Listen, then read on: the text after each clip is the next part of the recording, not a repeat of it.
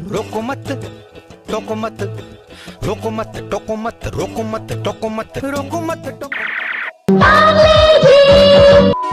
पार्ले जी, आओ बनाएं कल के जीनियस। क्यों पार्ले जी इतने सस्ते में बिकता है? पेट्रोल से लेकर सब्जी तक पिछले 20 सालों में हर एक चीज महंगी हो गई, लेकिन पार्ले जी आज भी 5 रुपए में आता है। जबकि पार्ले जी का जो प्रॉफिट साल 2013 में 5,000 करोड़ का था, वहीं 2021 में इसका प्रॉफिट बढ़कर 13,000 करोड़ का हो गया। अब सवाल यह है कि बिस्किट का प्राइस तो आज भी वही है, तो फिर आखिर पार्ले जी कैसे इतना भारी मुनाफा कमा रहा है? क्या अपने मुनाफे के लिए पार्ले जी हमें बेवकूफ बना रहा है, या फिर इनके पीछे कुछ और ही सच है? तो चलिए जानते हैं, लेकिन उससे पहले हमें कमेंट में बताना मत भूलना आपको सबसे ज्यादा कौन से बिस्किट पसंद है, पार्ले जी या फिर कोई और। दोस्तों, पार्ले जी की कहानी शुरू होती है साल 1880 में, जब मोहन लाल दयाल सूरत से मुंबई आकर अपने परिवार के 12 लोगों के साथ मिलकर एक छोटी सी टॉफी की फैक्ट्री लगाते हैं।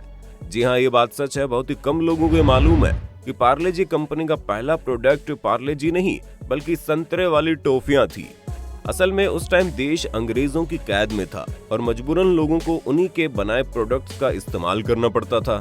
लेकिन फिर आया 1939 का वो साल, जब पार्ले कंपनी मार्केट के अंदर अपना पहला बिस्किट लॉन्च करती है, जिसका नाम पड़ता है पार्ले ग्लूको बिस्किट। इस बिस्किट में 2 क्वालिटी थी। पहली बात तो ये बिस्किट विदेशी कंपनियों के मुकाबले बहुत ही ज्यादा सस्ते थे, जिसकी वजह से हर कोई इसे खरीद सकता था। और दूसरी चीज ये कि इस बिस्किट का स्वाद इतना अच्छा था कि बच्चे से लेकर बूढ़े तक हर कोई इस बिस्किट को पसंद करता था।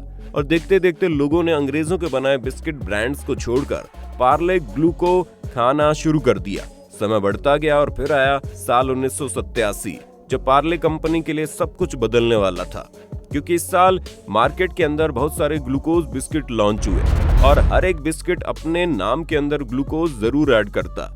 जब मार्केट के अंदर ऐसा होने लगा तो धीरे धीरे लोग पार्ले ग्लूको को भूलने लगे थे, क्योंकि उन्हें हर जगह पर ग्लूकोज वाले बिस्किट मिल जाते थे। ऐसे में पार्ले जी कंपनी के लिए वक्त आ चुका था कि वो इस गेम को कुछ अलग तरीके से खेले, और इसलिए उन्होंने अपने पार्ले ग्लूको का नाम बदलकर पार्ले जी रख दिया। क्योंकि मार्केट के अंदर ग्लूको नाम के बिस्किट इतने ज्यादा हो गए थे कि लोग पार्ले के बिस्किट में और बाकी के बिस्किट में फर्क नहीं कर पा रहे थे। लोगों ने पार्ले जी को अलग नजरिए से देखना शुरू कर दिया, और इसी की बदौलत 2003 में पार्ले जी दुनिया का सबसे ज्यादा बेचे जाने वाला बिस्किट बना। पर दोस्तों, सवाल ये आता है कि जहां हर एक चीज के दाम बढ़ रहे थे, वहीं इस बिस्किट का प्राइस जो है वो इतने सालों से एक ही कैसे है? और जब प्राइस वही है तो आखिर में कंपनी मुनाफा कैसे कमा रही है? तो दोस्तों, इसका सीधा सा जवाब है कंज्यूमर यूटिलिटी परसेप्शन। अब आप बोलेंगे ये क्या भला है? तो दोस्तों, जब कभी भी हम मार्केट के अंदर किसी प्रोडक्ट को खरीदते हैं तो उसकी जो कॉस्ट होती है वो उसकी यूटिलिटी के लॉजिक से जस्टिफाई होती है। अब जैसे मान लीजिए कोई भी 14-15 साल का बच्चा जिसके हाथ में आईफोन हो, आप उससे जाकर एक बार पूछेंगे कि उसने बाकी कंपनियों को छोड़कर आईफोन ही क्यों खरीदा, तो अधिकतर बच्चे आपको आईफोन खरीदने के 10 कारण बता देंगे। लेकिन वो ये कभी नहीं बोलेंगे कि उसने आईफोन सिर्फ और सिर्फ सोसाइटी स्टेटस के लिए लिया। अब आप माने या न माने, अधिकतर लोग सोशल स्टेटस के लिए ही आईफोन और बड़ी बड़ी गाड़ियों को खरीदते हैं। ऐसे में दोस्तों, हम जो भी चीज खरीदते हैं उसे बहुत ही इमोशनल होकर खरीदते हैं, लेकिन हमेशा उसे लॉजिक से जस्टिफाई करते हैं। अब आप खुद ही सोचिए, पार्ले जी को लोग कैसे खाते हैं? जाहिर सी बात है, चाय, कॉफी या दूध, यही 3 चीजें हैं जिसके साथ पार्ले जी को खाया जाता है। लेकिन यहाँ कभी आपने सोचा है कि लोग अपनी चाय कॉफी के साथ ओरियो, हाइड एंड सीक जैसे बिस्किट क्यों नहीं खाते? असल में दोस्तों, हमारे दिमाग में इस तरह के कुछ ज्यादा ही मीठे स्वाद वाले बिस्किट की यूटिलिटी परसेप्शन बहुत अलग है। कुछ मीठा या फिर स्नैकी खाने का मन करता है, जो हम जरूर इस तरह के अलग अलग और बढ़िया बिस्कुट खाएंगे, लेकिन डेली बेसिस पर हम कभी भी इस तरह के बिस्कुट को चाय कॉफी के साथ इस्तेमाल नहीं करते। यहाँ पर लोग पार्ले जी का इस्तेमाल करते हैं, और अब लोगों की साइकोलॉजी में ये बात अच्छी तरह से बैठ गई है कि अगर चाय के साथ कोई बिस्किट चाहिए तो वो सिर्फ और सिर्फ पार्ले जी होना चाहिए। अब दोस्तों, ओरियो बिस्किट का दाम कितना ज्यादा है, लेकिन इसे लेकर कभी भी शिकायत नहीं करते, क्योंकि ये एक ऐसा बिस्किट है जिससे लोग कभी कभी खाते हैं, इसलिए उन्हें इसके महंगे दाम से ज्यादा फर्क ही नहीं पड़ता। लेकिन अगर पार्ले जी का दाम महंगा हो जाए तो लोगों की जेब पर काफी फर्क पड़ेगा, जिसे लेकर भूचाल भी आ सकता है। इसलिए पार्ले जी की कीमत को नहीं बढ़ाया जाता। अब दोस्तों, ये तो समझ में आ गया इसके दाम को क्यों नहीं बढ़ाया जा रहा, लेकिन दाम न बढ़ने के बावजूद भी ये कंपनी मुनाफा कैसे कमा रही है? तो दोस्तों पार्ले कंपनी ने इसके लिए पहले से जुगाड़ कर रखा है। असल में इनके पास टोटल 10 फैक्ट्रियां हैं जो मुंबई, राजस्थान, कर्नाटका ऐसी जगहों पर मौजूद है। और सबसे खास बात यह है कि इनमें से कोई भी फैक्ट्री शहर से 60 किलोमीटर से ज्यादा दूर नहीं है, जिसकी वजह से कंपनी का जो ट्रांसपोर्टेशन कॉस्ट है वो हमेशा अपने प्रतियोगियों से कम रहता है। इसलिए हर शहर में पार्ले जी एक ही दाम में खरीदने को मिलता है। और जो जगह शहरों से दूर है वहां पर कभी भी पार्ले ने अपनी फैक्ट्री सेटअप नहीं की, बल्कि कॉन्ट्रैक्ट मैन्युफैक्चरिंग करवाई। और आज 125 से ज्यादा कॉन्ट्रैक्ट मैन्युफैक्चरर्स पार्ले जी को बनाकर छोटे छोटे शहरों में पहुंचाते हैं। यही वजह है कि चाहे शहर हो या फिर गांव, पार्ले जी बिल्कुल एक ही दाम में बिकता है। लेकिन दोस्तों इसके बावजूद अगर पार्ले एक चीज पर ध्यान न देती तो आज इस कंपनी का दिवालिया निकल चुका होता, और वो एक चीज है फ्रुगल बाइंग।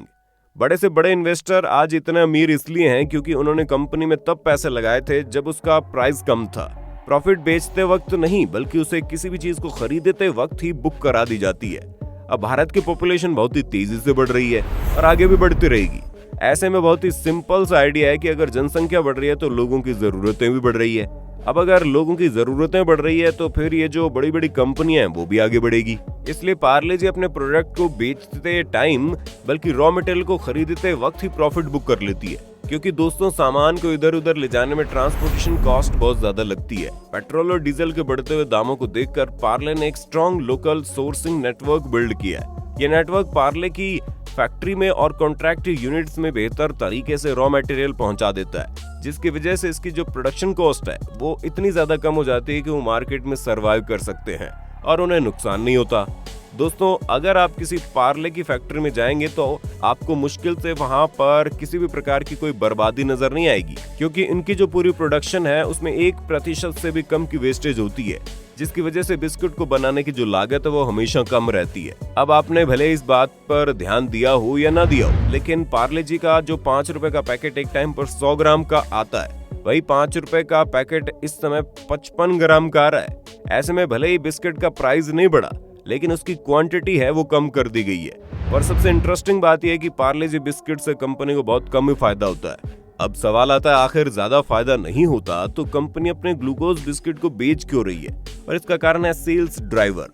असल में दोस्तों पार्ले जी बिस्किट पार्ले कंपनी के लिए कोई प्रॉफिट कमाने वाला प्रोडक्ट नहीं है, बल्कि एक ड्राइवर प्रोडक्ट है। प्रॉफिट कम होने के बावजूद पार्ले कंपनी ने अपने पार्ले जी बिस्किट को बेचना बंद नहीं किया, क्योंकि पार्ले जी की जो ब्रांड इक्विटी है वो पार्ले के किसी और ब्रांड से 10 गुना ज्यादा है, क्योंकि पार्ले जी का हर घर में इस्तेमाल होता है।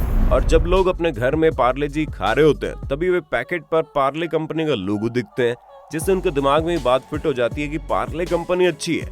इस वजह से प्रोडक्ट खरीदने जाते हैं तो पार्ले कंपनी को अपने दिमाग में रखते हैं, जिस वजह से इस कंपनी के बाकी प्रोडक्ट भी बिकना शुरू हो जाते हैं। यानी कि आप एक तरह से समझ लीजिए पार्ले जी अपनी कंपनी के लिए एडवर्टीजमेंट का काम करती है, जो खुद तो सस्ता होता है लेकिन अपनी कंपनी के महंगे प्रोडक्ट भी दिखाने में मदद करता है, जिसकी वजह से कंपनी का मुनाफा होता है। फिर चाहे वो टॉफी हो या फिर हाइड एंड सीक, मोनाको या क्रैकजैक, ये सभी पार्ले के प्रोडक्ट है जिनसे कंपनी को असली मुनाफा होता है।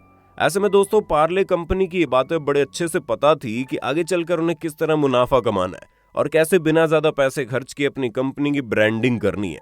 और इन सभी चीजों के लिए सिर्फ और सिर्फ कंपनी का एक ही सहारा है, वो है पार्ले जी, जिस वजह से आज कंपनी की बुनियाद टिकी हुई है और लोग कंपनी पर इतना ज्यादा भरोसा करते हैं, क्योंकि दोस्तों मार्केट में भरोसे से ज्यादा बड़ी कोई चीज नहीं होती। हम चाहे जितनी भी अच्छी से अच्छी नूडल्स क्यों न खिला दी जाए, हमारा भरोसा मैगी पर ही है। ठीक इसी तरह फोन चाहे कितने भी अच्छे क्यों ना हो, लेकिन आईफोन से बढ़िया फोन कोई होता नहीं है, और ये सब भरोसे पर ही चल रहा है। अब आप इस पर क्या कहना चाहेंगे कमेंट में बताइए। इसी तरह की वीडियोस देखते रहने के लिए हमारे चैनल को सब्सक्राइब करना बिल्कुल ना भूलें। धन्यवाद।